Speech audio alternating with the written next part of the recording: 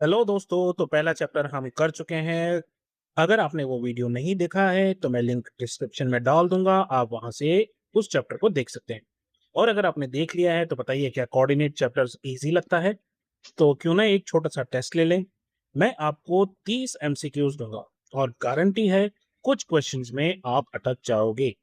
Simple लगने वाले questions में ही सबसे ज्यादा मिस्टेक्स होती हैं। Quadrant colour, sign mistakes, reflection confusion और एग्जाम में मार्क्स कट। तो आज देखते हैं आप कॉन्सेप्ट समझकर सॉल्व करते हो या सिर्फ ऐसे ही तुक्के मारते हो। स्कोर नोट करना और एंड तक देखना, क्योंकि लास्ट के ऑप्शंस थोड़े से डेंजरस हो सकते हैं। Ready? Let's orienting yourself the use of coordinate multiple choice questions। First है the origin lies in. Origin जो है वो कहाँ पर मिलेगा आपको? First quadrant, second quadrant, third quadrant या कहीं पर भी नहीं। तो ये आपको डी जो है करेक्ट आंसर है, क्योंकि ये बीच में होता है, ये किसी भी क्वाड्रेंट में नहीं होता। Second, a point has coordinates 0 5 it lies on.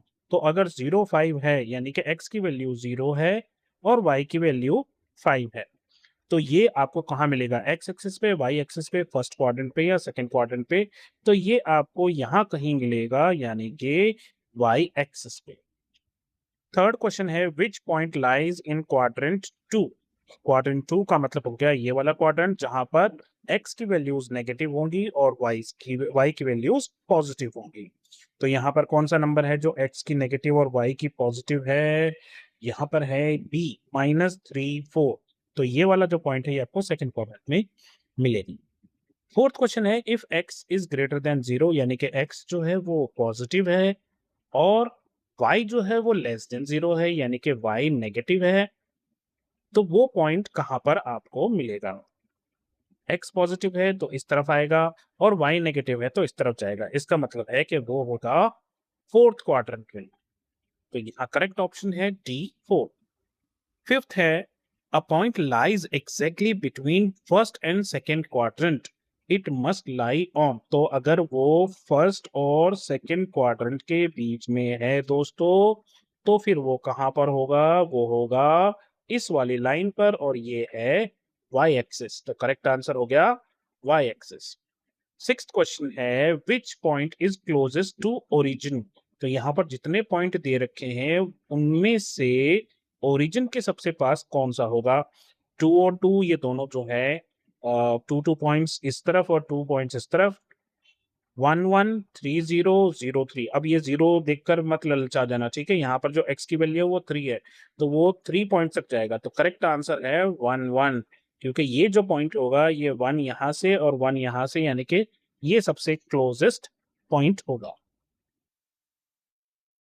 Next देखते हैं seventh, the reflection of -4 5 in x axis. तो एक पॉइंट है जो है कि -4, तो x की वैल्यू माइनस और 4, और यहाँ कहीं एक पॉइंट होगा, ठीक है? यहाँ पर कहीं जहां पर x की वैल्यू -4 होगी और y की वैल्यू 5 के आसपास होगी।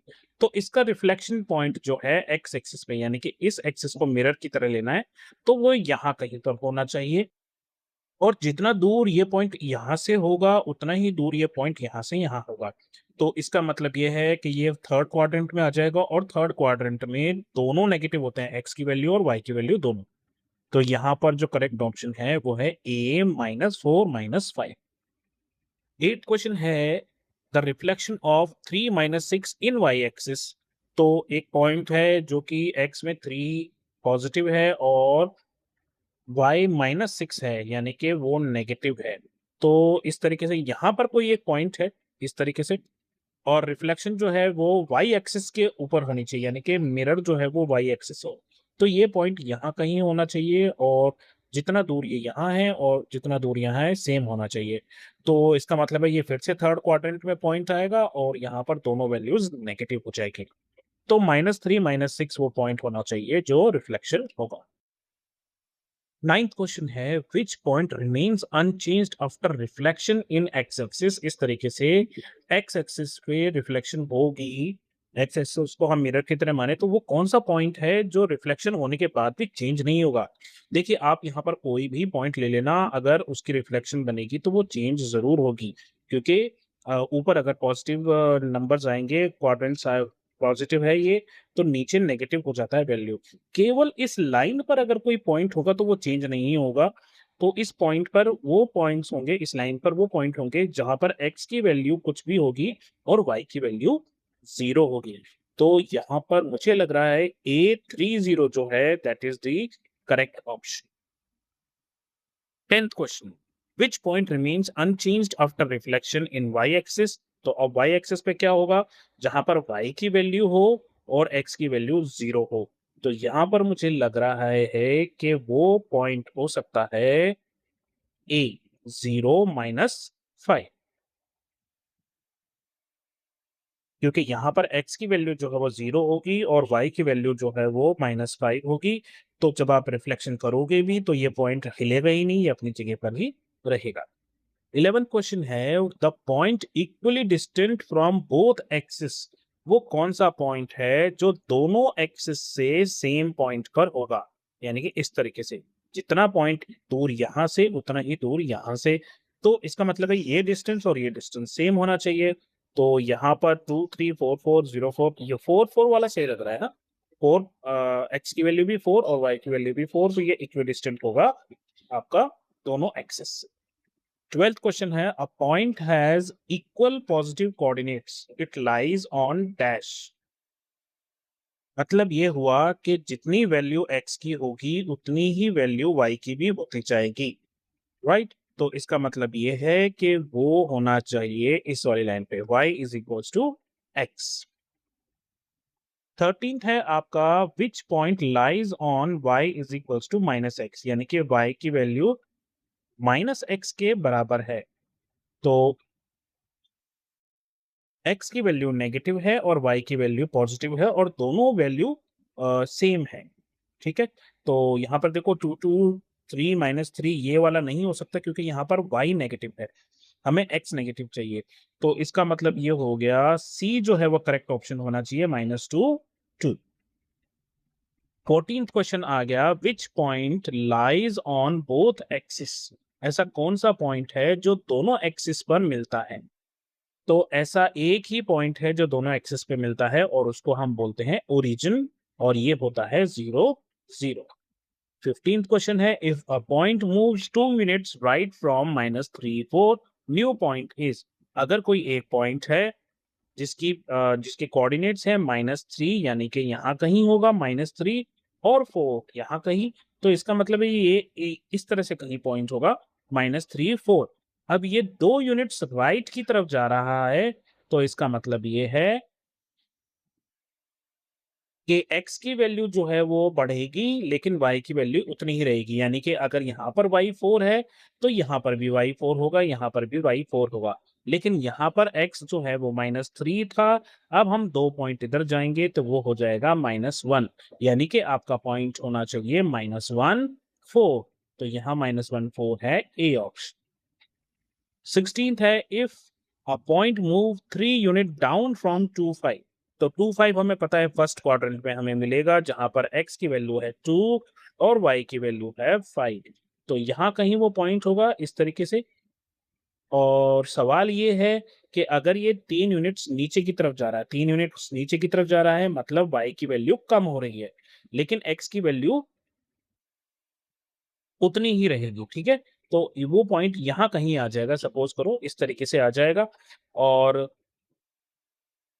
वो जो पॉइंट है वो हो जाएगा, x की वैल्यू चेंज नहीं होगी, 5 में से 3 पॉइंट्स हम निकाल देंगे तो वो आ जाएगा 2 2।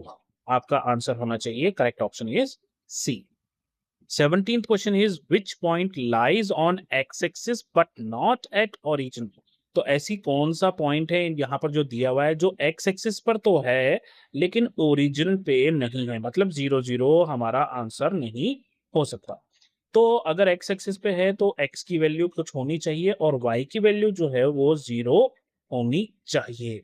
तो इसका मतलब ये है y की वैल्यू सिर्फ इस वाले में है, तो x की वैल्यू 4, y की वैल्यू 0 4 0 जो है वो x एक्सिस पर आपको मिलेगा। 18th क्वेश्चन है, which pair of points are symmetric about y axis. तो इस तरीके से ये आपकी y एक्सिस है, तो कौन से दो पॉइंट्स हैं जो सिमेट्रिक होंगे। वाई एक्सिस के सिमेट्रिक होने का मतलब ये है कि जो मिरर इमेज बनेगी वो वाई वाई के उसके हिसाब से बनेगी, यानी कि कोई पॉइंट अगर इधर होगा तो वो दूसरा पॉइंट उसकी मिरर इमेज यहाँ कहीं होनी चाहिए। तो हम इन सभी को ध्यान से देखेंगे। तो ये पहला वाला है 2 3। तो ये 2 3 कुछ इस तरीके से हो सकता है, यहाँ से ये x की वैल्यू 2 और y की वैल्यू जो है वो हो रही है 3, और यहाँ पर जो वैल्यू होगी वो होगी -2 और 3। तो ये तो सिमेट्रिक लग रहे हैं। नेक्स्ट है 2 3 और 2 - 3। 2 - 3 कहाँ पर होगा पॉइंट, जरा सा फटाफट देख लेते हैं। 2 - 3 होगा यहाँ पे, तो ये सिमेट्रिक होगा x एक्सिस के, नॉट y एक्सिस के। और फिर है -2 3। -2 3 हमने अभी देखा था, ये रहा -2 3 और -2 - 3 यहाँ पर आएगा। -2 - 3 कहीं थर्ड क्वाड्रेंट में, ये भी x एक्सिस के सिमेट्रिक होगा। हमें तो y के ढूंढना है, तो इसका मतलब ये है कि जो फर्स्ट था वही हमारा करेक्ट ऑप्शन होगा, क्योंकि यहाँ पर तो 3 2 और 2 3 दे रखा है, नंबर ही बदल दिए गया।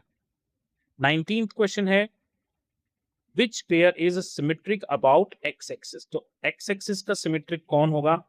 x एक्सिस का सिमेट्रिक वो होगा जो एक पॉइंट यहाँ होगा और दूसरा यहाँ होगा, या फिर यहाँ होगा और यहाँ आएगा। तो ये दोनों पॉइंट एक दूसरे के सिमेट्रिक हैं और ये दोनों पॉइंट एक दूसरे के सिमेट्रिक।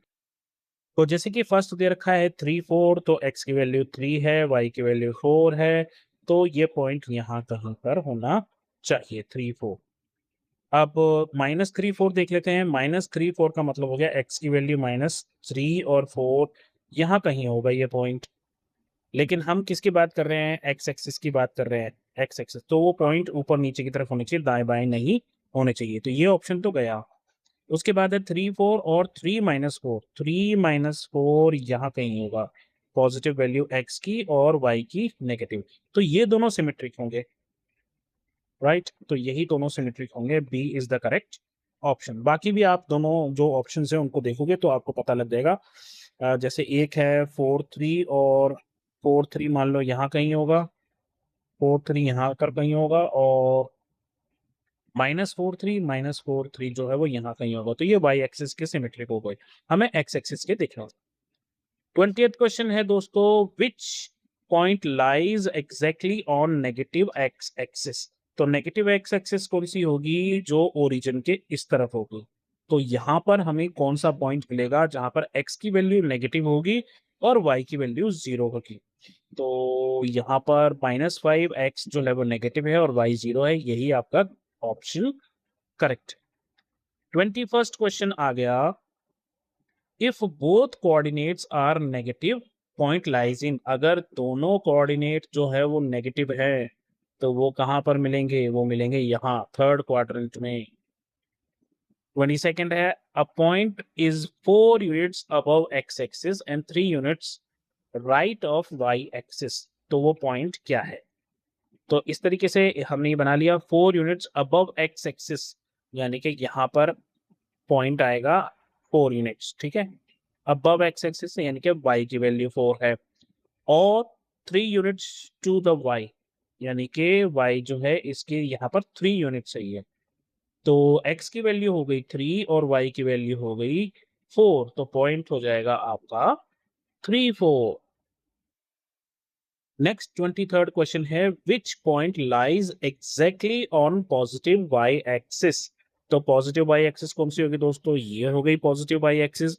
तो इसका मतलब क्या हुआ? यहाँ पर y की वैल्यू पॉजिटिव होगी लेकिन x की वैल्यू 0 होगी। तो y पॉजिटिव x 0 सिर्फ वो यहाँ है और यहाँ है, लेकिन यहाँ नेगेटिव है y, तो हम लेंगे a is the correct option. 0 5 जो है कहीं पॉइंट होगा, ये y एक्सिस पर मिलेगा। 24th क्वेश्चन है a point lies on x is equals to 0, it must lie on x 0 कहां पर होता है दोस्तों? x 0 होता है यहाँ पे। तो ये कौन सी लाइन चल रही है? ये है y एक्सिस। तो करेक्ट आंसर होगा y एक्सिस। हमेशा ध्यान रखना है x एक्सिस पे y की वैल्यू 0 होती है और y एक्सिस पे x की वैल्यू जो है वो 0 होती है। 25th क्वेश्चन है which point lies farthest from the origin.